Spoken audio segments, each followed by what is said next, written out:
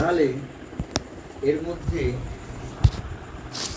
আমি চেঞ্জ হয়ে গেলাম, দুটো হয়ে গেল। কিন্তু আছিটা রয়েছে। তুমি চেঞ্জ হয়ে গেল, কিন্তু আছোটা রয়েছে। আমি আছি, তুমি আছো, সে আছে, টেবিলটা আছে। এর মধ্যে কমন কোনটা? হ্যাঁ, অ্যামনেস, অ্যামনেস, ইজনেস, আরনেস, সেইটাকে বলা হচ্ছে এক্সিস্টেন্স। আমি পাল্টে যাচ্ছি, তুমি পাল্টে যাচ্ছ, সে পাল্টে যাচ্ছে, টেবিল পাল্টে যাচ্ছে, চেয়ার পাল্টে যাচ্ছে, কিন্তু কমন এই সব করার ভিতরে কমন কোনটা? টাকাটা। থাকাটা, অস্তিত্বটা, অস্তিত্বটা। এবারে অস্তিত্ব এটা কি ভিন্ন ভিন্ন নাকি? আমি যেরকম আমার অস্তিত্ব অনুভব করছি, আপনিও আপনার অস্তিত্ব সেইভাবেই অনুভব করছেন, উনি ওনার অস্তিত্ব সেইভাবেই অনুভব করছেন। প্রত্যেকে তার অস্তিত্ব একইভাবে অনুভব করছি, যে আমি আমার অস্তিত্বকে একটা অন্য, আপনার অস্তিত্ব একটা অন্য, ওর অস্তিত্ব একটা অন্য নয়, একটাই অস্তিত্ব আছে থ্রু আউট, সর্বত্র। সেইখান থেকে যেন আমরা যারা ছোট ছোট অস্তিত্ববান, ক্ষুদ্র ক্ষুদ্র নামরূপধারী, তারা যেন সেখান থেকে অস্তিত্বটা ধার নিয়েছে, লেন্ড করছে, ধার দিচ্ছে। অস্তিত্ব নিজে যেন কিছুটা অস্তিত্ব শিবেশকে দিয়েছে, কিছুটা অস্তিত্ব সোমনাথকে দিয়েছে, এইভাবে কিছুটা অস্তিত্ব টেবিলকে দিয়েছে, কিছুটা অস্তিত্ব বিড়ালকে দিয়েছে। অস্তিত্ব সে সকলকে যেন কিছুটা করে অস্তিত্ব সাময়িক ধার দিয়েছে, সাময়িক। কেন আবার মৃত্যুর পর আবার যেখান থেকে নিয়েছিলাম সেখানে ধার শোধ হয়ে যাবে।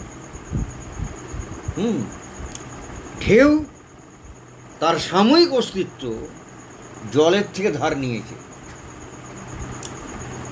যখন ঢেউ আর ঢেউ থাকবে না, তখন সে আবার তার অস্তিত্বকে জায়গায় ফিরে যাবে, যেখান থেকে সে ধার নিয়েছিল, সেই জলের কাছ থেকে সেখানে ফিরে যাবে, জলেই চলে যাবে। তাহলে জল কিন্তু অস্তিত্ববান নয়, ঢেউ অস্তিত্ববান। ঢেউ অস্তিত্ববান, জল অস্তিত্ববান নয়। জল হচ্ছে অস্তিত্ব স্বয়ং, সসংবেদ্য। সসংবেদ্য ওটা মানেটা অন্য, মানে যেটা নিজে নিজে বোঝা যায়। আচ্ছা, সসংবেদ্য মানে নিজে নিজে বোঝা যায়। এইবারে হচ্ছে তাহলে আত্মাটা এ নয় যে সেটা এক্সিস্ট করছে, ব্রহ্ম এক্সিস্ট করে না, ব্রহ্ম এক্সিস্টেন্স ইটসেলফ, অস্তিত্ববান নয়, অস্তিত্ব স্বয়ং। আবার ঠিক একইভাবে ব্রহ্ম বা আত্মা চৈতন্যবান নয়, চৈতন্যময় নয়, চৈতন্য স্বয়ং। এইগুলোকে কি ক্যারেক্টারিস্টিক বলা যাবে? এগুলোকে লক্ষণ বলা যায়, লক্ষণ, স্বরূপ লক্ষণ, তটস্থ লোক আছে না, লক্ষণ ভাবে বলা হয়েছে, স্বরূপ লক্ষণ। এগুলো কি হচ্ছে যে আত্মা বা ব্রহ্ম কনসাস বললে ভুল, এটা কনসাসনেস ইটসেলফ।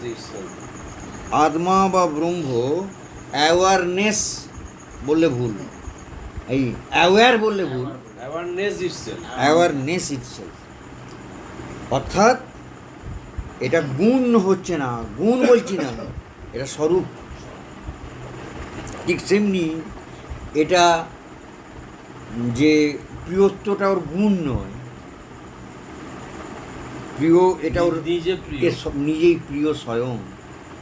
এটা জয়ফুল নয়, এটা জয় ইটসেলফ। এটা ব্লিসফুল নয়, এটা ব্লিস ইটসেলফ। এটা আনন্দ, আনন্দময় নয়, স্বয়ং আনন্দ। স্বয়ং আনন্দ। এইবারে তাহলে কি এই তিনটে গুণ নয় বুঝলাম, এই তিনটে ওর স্বরূপ বুঝলাম, তাহলে কি এটা তিনখানা দিয়ে গড়া? না, তিনটে একটাই।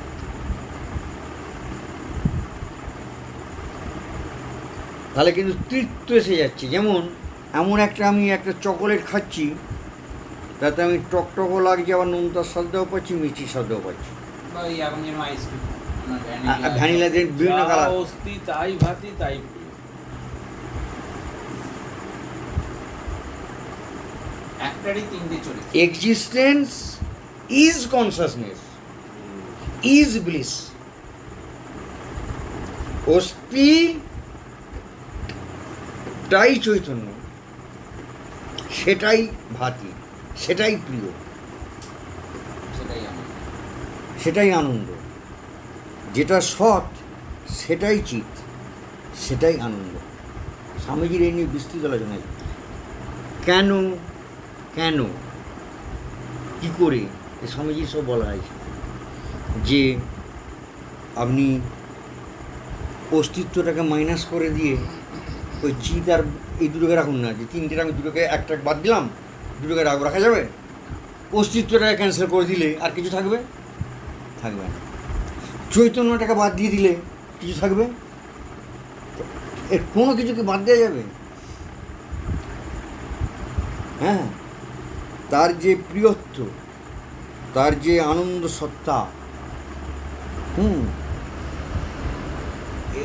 বাদ দেওয়ার উপায় আছে? কোনো বাদ দেওয়ার উপায় নেই।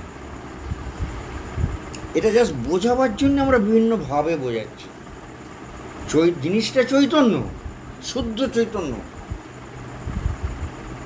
কিন্তু সেটা আবার অস্তিত্বও তো বটে, সেটা আনন্দও তো বটে। অর্থাৎ এই তিনটি আসলে এক, ইউনিটি, নট ট্রিনিটি।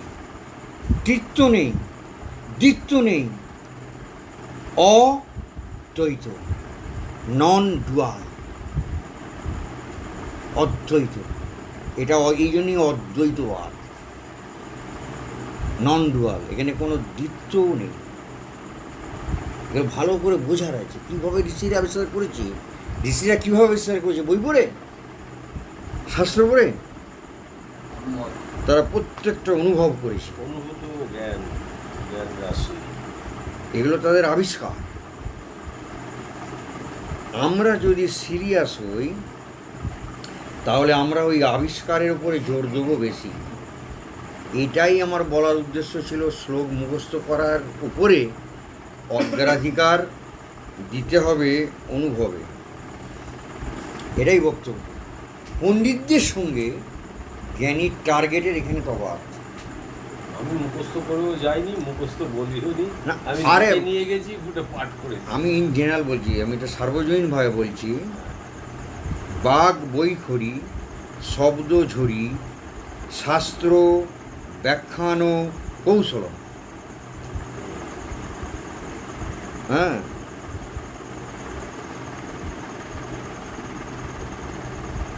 বৈদুষ্যং বিদুষং, এটা হচ্ছে পণ্ডিতদের আমাদের ব্যাপার। বিবেকানন্দের ভাষায় ইন্টেলেকচুয়াল জিমনাসিজম। খুব মারপ্যাঁচ হলো, পূর্বপক্ষকে খণ্ডন করলো, উত্তরপক্ষকে খণ্ডন করলো, নিয়ে এটা কাটাচ্ছে। ওরা তাস খেলে কাটায়, এরকম করছে আর কি। তদ্বৎ ভুক্তয় নতু মুক্তয়। এই করে আমি পেট চালাতে পারবো, টাকা রোজগার করতে পারবো, মুক্তি হবে না। কিন্তু মুক্তি হবে না। সেই জন্যে আমাদের রিয়ালাইজেশনের উপরে নজরটা দিতে হবে। এরপরে নেক্সট কোশ্চেন হচ্ছে, এইসব আমার জেনে লাভটা কী হবে?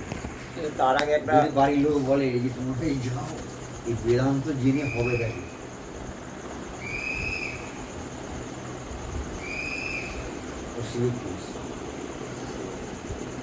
আচ্ছা, এখানে একটা বেদান্ত জেনে হবে নাকি? এখানে একটা কোশ্চেন আছে, সেটা হচ্ছে যে ধরুন কিছু শ্লোক যদি আমার ভালো লাগে, ঠিক আছে? আর নিজের হ্যাঁ।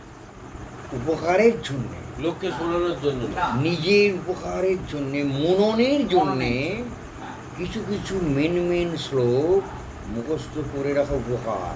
হ্যাঁ, আমি ওইটাই বলছি। যার জন্যে আগেকার দিনে গৃহে গুরুরা শিষ্যদিকে বারবার নিজে বলতে, আমার সঙ্গে বলতে থাকে, আমার সঙ্গে বল যস্য ভাষা, হ্যাঁ এই তস্য ভাষা, বললো তস্য ভাষা, বল সর্বমিদং বিভাতি,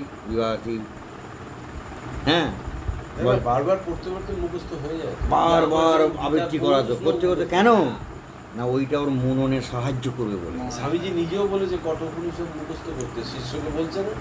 কিছু কিছু এই যে প্রেমেশানন্দময় গীতার মুখস্থ করতে বলছে। আর গীতা মহারাজ ডেইলি পড়ি তো, কেন? আর দেখছি আস্তে আস্তে হয়েই যাচ্ছে। এইগুলো করা থাকলে কী হবে, আমি যে মননটা করব, সুবিধে। আমি কিসের উপরে করব, আমার কিছু উপকরণ চাই, বেশ। হ্যাঁ, ওইগুলো তখন আমি বারবার কি বই খুলবো? হ্যাঁ, আমি ধরুন এমন একটা জায়গায় গেছে, সঙ্গে আমি বই নিয়ে যাননি, ওই নিজে। ওইটাই ওই যে মেমোরিতে আছে, ওইটা আপনি স্নান করছেন কিন্তু মাথায় ঘুরছে, ওইটাই নাড়ি ছিল। আমি খাচ্ছি ওটা ঘুরছে, এইটা কাজে লাগবে বলে। হ্যাঁ। এই জন্যে কিছু কিছু বাসাই মন্ত্র মনে রাখলে অসুবিধা নেই। আমি বলছি না, পড়ছি না, মুখস্থ করছি না, সেটা আমি খুঁড়ে আমারটা না না, আপনি অনেক বাবা। না, সেটা আমার এই যা এই এই জন্য যে- ব্যাখ্যা করছেন, করছেন। আমি দেখছি যে কে আবার ওসব শ্লোকগুলো করতে যায়। না, না। সে তো- আপনার সব মুখস্থ হয়ে গেছে বলে এটা হ্যাঁ, বলছে। সেই- না, হ্যাঁ, তাহলে এই আমার- next question। আসলে কি Next question দিয়ে দিন। সেটাই বলছি। যে বাড়ির লোকে কি বলবে, এইগুলো যে তোমরা যে যাচ্ছ, এগুলো করে তোমাদের লাভটা কি হবে, এগুলো শুনে, জীবনে কি উপকার হবে তোমার, এগুলো জেনে, তোমার কি লাভ হবে আছে? এইটা হচ্ছে যে একজন জানে না তার কি ক্ষতি আছে? তো দিব্যি আছে, হুম। বরং জানলে বেশি ক্ষতি, না জানলে কোনো ক্ষতিই নেই।